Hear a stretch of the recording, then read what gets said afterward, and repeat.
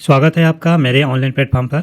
तो आज हम इस वीडियो में सीखने जा रहे हैं एमएस वर्ड के होम टैब के एडिटिंग ग्रुप्स के बारे में। तो आइए स्टार्ट करते हैं।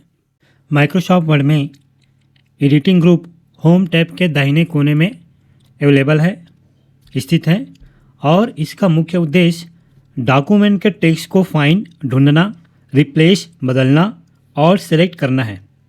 यूजर्स को बड़े डॉक्यूमेंट में स्पेसिफिक टेक्स्ट को जल्दी से ढूंढने, उसे किसी और टेक्स्ट में बदलने और विभिन्न प्रकार की सामग्री का चयन करने में हमारी मदद करता है, जिससे टेक्स्ट में तुरंत एडिटिंग किया जा सके, संशोधन किया जा सके। तो आइए अब हम इसे यूज़ करके भी देखते हैं कि कैसे इसे यूज़ करना है, कैसे इसका उपयोग करना है। तो सबसे पहला जो ऑप्शन है वो है फाइंड। अब हम फाइंड के बारे में जानते हैं कि फाइंड होता क्या है। जब हमें किसी भी टेक्स्ट और अदर कंटेंट को फाइंड करना हो तब हम इस ऑप्शन का उपयोग करते हैं। फाइंड का शॉर्टकट की है Ctrl+F। हम कीबोर्ड से Ctrl+F प्रेस करेंगे और Ctrl+F प्रेस करने के बाद हमारे सामने एक नेविगेशन का डायलॉग बॉक्स आएगा। अब इस सर्च बॉक्स में आपको जिस भी टेक्स्ट को फाइंड करना है आप उस टेक्स्ट को यहाँ पे टाइप कीजिए। आप देख सकते हैं जैसे ही मैंने इस सर्च बॉक्स पे यू टाइप किया तो यहाँ पे जितने भी यू टेक्स्ट हैं सारे टेक्स्ट हाईलाइट हो गए। तो ये था फाइंड। तो फाइंड में हम क्या कर सकते हैं, किसी भी कंटेंट को, किसी भी टेक्स्ट को बड़े आसानी से ही ढूंढ सकते हैं, फाइंड कर सकते हैं। तो ये था फाइंड। अब हम इसके नेक्स्ट ऑप्शन की ओर बढ़ते हैं जो है रिप्लेस। तो रिप्लेस क्या होता है ये समझते हैं। इसका उपयोग हम डॉक्यूमेंट में किसी टेक्स्ट या सेंटेंस को किसी दूसरे टेक्स्ट या सेंटेंस से बदलने के लिए करते हैं, जिससे काम में लगने वाला समय बचता है और गलतियां भी कम होती हैं। इसका शॉर्टकट की है Ctrl+H। तो कीबोर्ड से हम Ctrl+H प्रेस करेंगे। जैसे ही Ctrl+H प्रेस करेंगे हमारे सामने रिप्लेस वाला डायलॉग बॉक्स ओपन हो जाएगा। अब यहाँ पे कुछ कैटेगरीज और ऑप्शंस मिलेंगे जिसे हम समझते हैं। तो यहाँ पे पहला जो कैटेगरी है वो है फाइंड व्हाट। तो ये फाइंड व्हाट, इसमें क्या देना है, कौन सा टेक्स्ट लिखना है वो जानते हैं। इस बॉक्स में वह टेक्स्ट टाइप करें जिसे आप ढूंढना चाहते हैं। तो इस बॉक्स में हमें वह टेक्स्ट टाइप करना है जिसे हम फाइंड करना चाहते हैं। मैं चाहता हूँ इस डॉक्यूमेंट में जितने भी यू हो उसे फाइंड कर ले। अब यहाँ पे आता है सेकंड कैटेगरी। तो इस बॉक्स में वह टेक्स्ट टाइप करें जिससे आप उसे बदलना चाहते हैं। जैसे कि मैं यहाँ पे टाइप कर लेता हूँ योर। मैं डॉक्यूमेंट में जितने भी यू वाले वर्ड्स हैं उसे मैं योर से रिप्लेस कराना चाहता हूँ, तब मैं रिप्लेस का यूज़ करूँगा। अब यहाँ पे कुछ ऑप्शंस हैं, इसे भी समझते हैं कि इससे होगा क्या। रिप्लेस में करेंगे तो एक बार में एक रिप्लेस होगा। जैसे आप देख सकते हैं एक बार में सिर्फ एक ही टेक्स्ट रिप्लेस हो रहा है। रिप्लेस ऑल में सारे टेक्स्ट एक ही बार में रिप्लेस हो जाएंगे। नेक्स्ट ऑप्शन है फाइंड नेक्स्ट। इसमें फाइंड करेगा और रिप्लेस करेगा। ये फाइंड हमने किया, यहाँ पे ये यू टेक्स्ट फाइंड हुआ। अब यहाँ से हम रिप्लेस करेंगे। फिर से हमने ये फाइंड किया और ये रिप्लेस किया। तो इस प्रकार से हम फाइंड और रिप्लेस कर सकते हैं।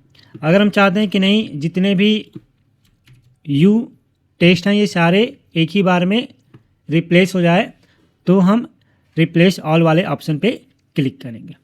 जैसे ही इस ऑप्शन पे क्लिक करेंगे तो इस डॉक्यूमेंट में जितने भी यू वाले टेक्स्ट हैं सारे टेक्स्ट योर वाले टेक्स्ट में रिप्लेस हो जाएंगे। तो इस प्रकार से रिप्लेस किया जाता है। अब बढ़ते हैं नेक्स्ट ऑप्शन की ओर जिसका नाम है गो टू।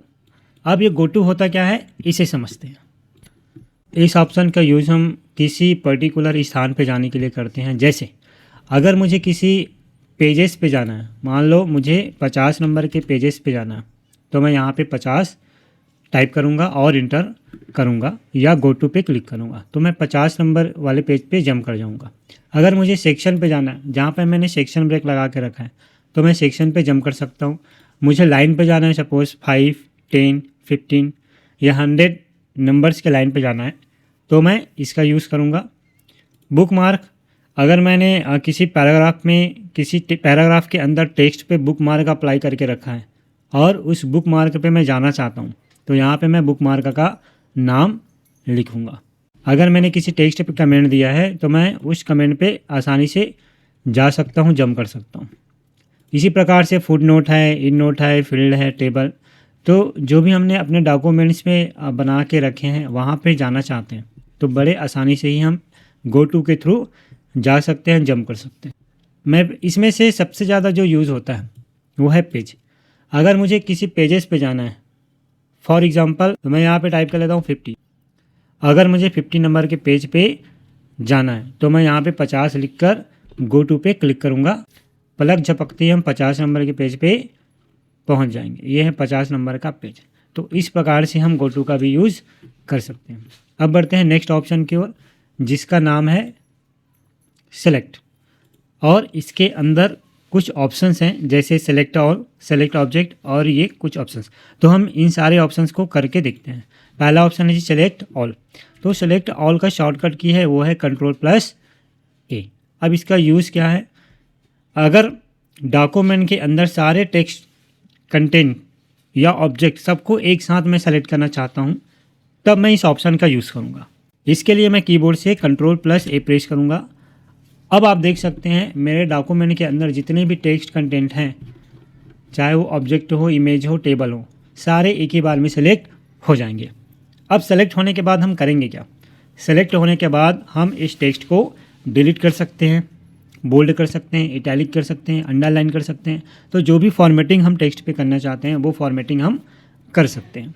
इसके अलावा आप साइज़ भी इंक्रीज़ कर सकते हैं, डिक्रीज़ कर सकते हैं, फ़ॉन्ट पे कलर अप्लाई कर सकते हैं और भी कई ऐसे तमाम फॉर्मेटिंग है जिसे आप बड़े आसानी से फॉर्मेटिंग कर सकते हैं, सजा सकते हैं। तो ये है सेलेक्ट ऑल।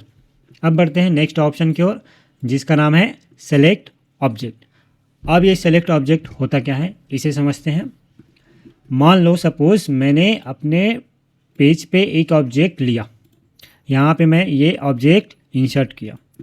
अब इंसर्ट करने के बाद हमें करना क्या है, इसे टेक्स्ट के बिहाइंड करना है। तो टेक्स्ट के बिहाइंड करने के लिए मैं रैप टेक्स्ट में जाऊंगा और नीचे आपको एक ऑप्शन मिलेगा जिसका नाम है बिहाइंड टेक्स्ट। इस पर हमें सिंपली क्लिक कर देना है। क्लिक करने के बाद अब मैं इस शेप को पकड़ना चाहता हूँ, पकड़ के इधर ड्रैग करना चाहता हूँ, राइट साइड या लेफ़्ट साइड। तो इसे ड्रैग करने में थोड़ा दिक्कत होता है, इसे पकड़ने में ही दिक्कत होता है। मैं एक बार और करके दिखाता हूँ आपको। अब देखो जी, ये पकड़ में थोड़ा नहीं आ रहा है, ये पकड़ने में थोड़ा दिक्कत हो रहा है। तो कभी कभी ऐसा केसेस आता है कभी कभी ऐसा सिचुएशन आता है कि हम जो ऑब्जेक्ट लेते हैं वो सिलेक्ट नहीं हो पाता। तो इस केस में हम क्या करेंगे, सेलेक्ट ऑब्जेक्ट वाले ऑप्शन पे जाएंगे और इस पर क्लिक करेंगे और इसे एक ही बार में पकड़ के बाहर ले आएंगे।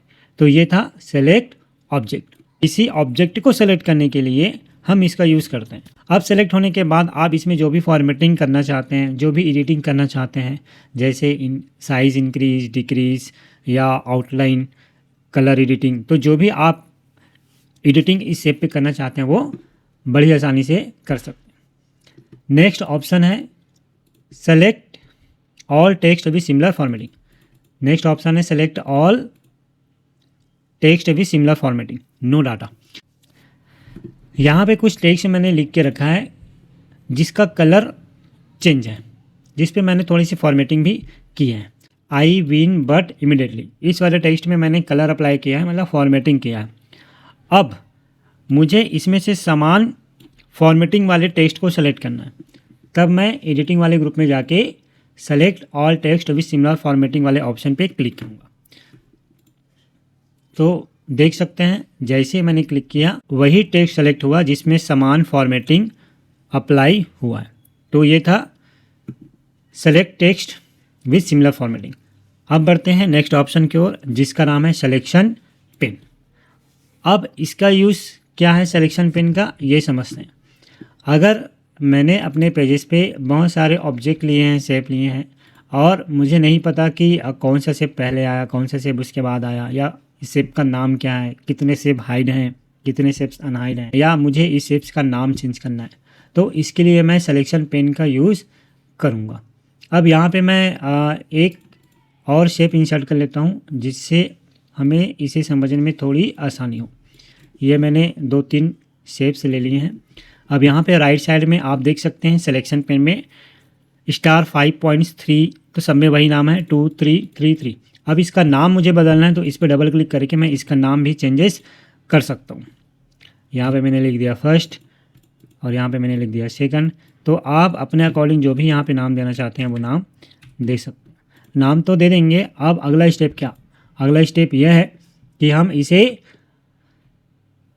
अप डाउन भी कर सकते हैं, असेंडिंग या डिसेंडिंग ऑर्डर में। आप जिस ऑर्डर में रखना चाहें उस ऑर्डर पे आप इसे अप डाउन कर सकते हैं। यहाँ पे मिल रहा है अप का ऑप्शन, यहाँ पे मिल रहा है डाउन का ऑप्शन। अगर हम इसे नीचे लाना चाहते हैं तो इस वाले ऑप्शन पे क्लिक करेंगे, और इसे हम ऊपर रखना चाहते हैं तो इसे हम ऊपर रख सकते हैं। यहाँ पे आपको 2 ऑप्शन और मिलेगा जिसका नाम है शो ऑल और हाइड ऑल। तो यहाँ से सारे स्टार को हमें हाइड करना है तो हाइड कर सकते हैं, और सारे स्टार को हमें शो करना है तो शो भी कर सकते हैं। अगर किसी एक पर्टिकुलर स्टार को हमें हाइड करना है तो यहाँ से हम इसे हाइड कर सकते हैं। तो यहाँ से भी मैं स्टार को बड़ी आसानी से सेलेक्ट कर सकता हूँ। अब सेलेक्ट होने के बाद हम इसे पकड़ के जहाँ भी रखना चाहते हैं वहाँ रख सकते हैं। जो भी एडिटिंग इसमें करना चाहते हैं वो कर सकते हैं। तो ये था सिलेक्शन पेन। आई होप आपको एडिटिंग ग्रुप के सारे ऑप्शन समझ में आए होंगे। Thank you so much for watching.